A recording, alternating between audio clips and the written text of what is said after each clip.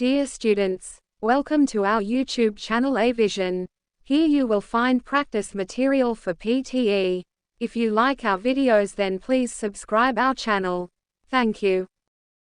For many years, the favorite horror story about abrupt climate change was that a shift in ocean currents could radically cool Europe's climate. These currents, called the overturning circulation, bring warm water and warm temperatures north from the equator to Europe. Susan Lozier, an oceanographer at Duke University, says scientists have long worried that this ocean circulation could be disrupted.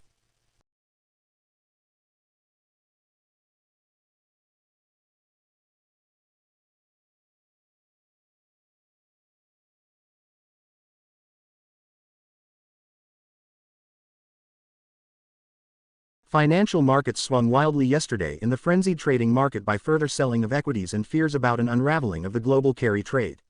At the same time, trading in the US and European credit markets were exceptionally heavy for a third consecutive day.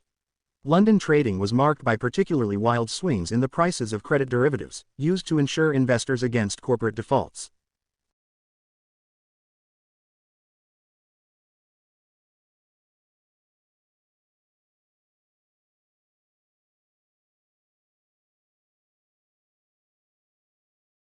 Now that the story's been scratched, it is only part of contingency planning.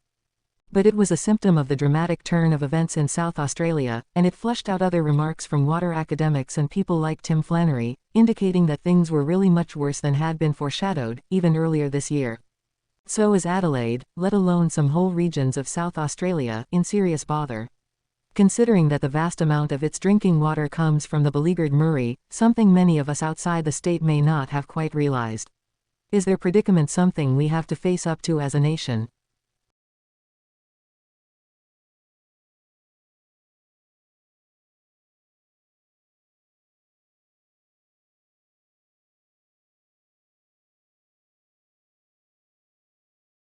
Many tests have shown that, in a very broad way, people in most parts of the world have similar color preferences.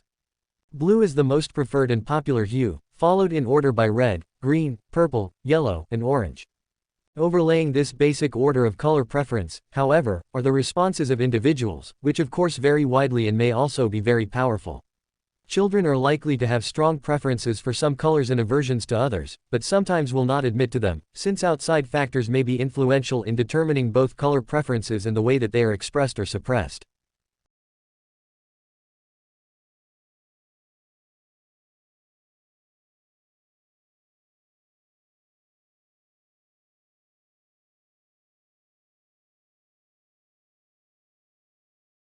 For all his fame and celebration, William Shakespeare remains a mysterious figure with regards to personal history. There are just two primary sources for information on the bard: his works and various legal and church documents that have survived from Elizabethan times. Naturally, there are many gaps in this body of information, which tells us little about Shakespeare the man.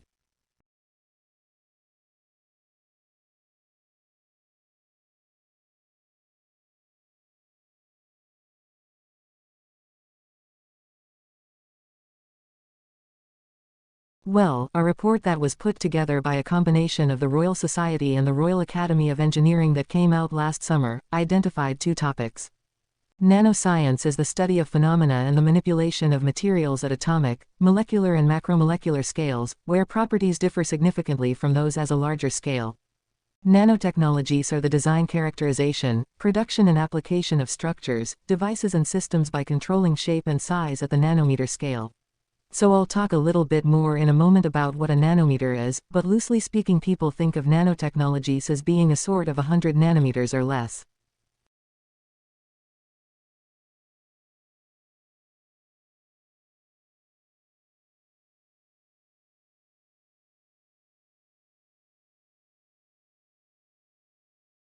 If after years of Spanish classes, some people still find it impossible to understand some native speakers, they should not worry. This does not necessarily mean the lessons were wasted. Millions of Spanish speakers use neither standard Latin American Spanish nor Castilian, which predominate in U.S. schools. The confusion is partly political. The Spanish-speaking world is very diverse. Spanish is the language of 19 separate countries and Puerto Rico. This means that there is no on-standard dialect. The most common Spanish dialect taught in the U.S. is Standard Latin American.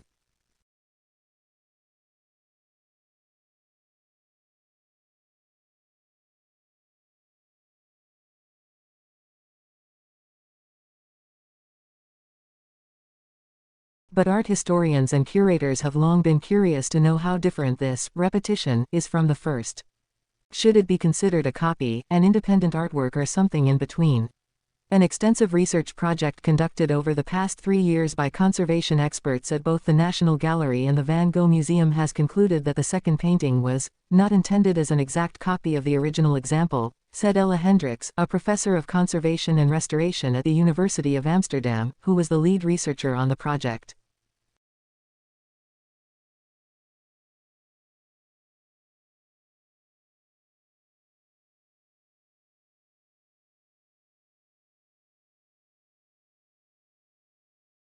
Current fashions in clothes and accessories, gender stereotyping, and peer group pressure may all play a significant part. Boys, in particular, may be reluctant to admit to any strong preferences for colors other than those of favorite football teams, because color awareness may be regarded by their peer group as feminine.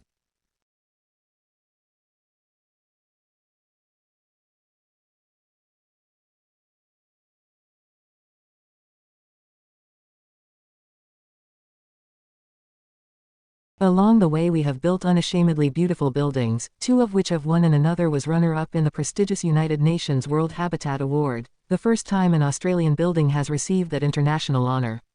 We rely on older concepts of Australian architecture that are heavily influenced by the bush. All residents have private verandas which allow them to socialize outdoors and also creates some defensible space between their bedrooms and public areas. We use a lot of natural and soft materials to build beautiful landscape gardens.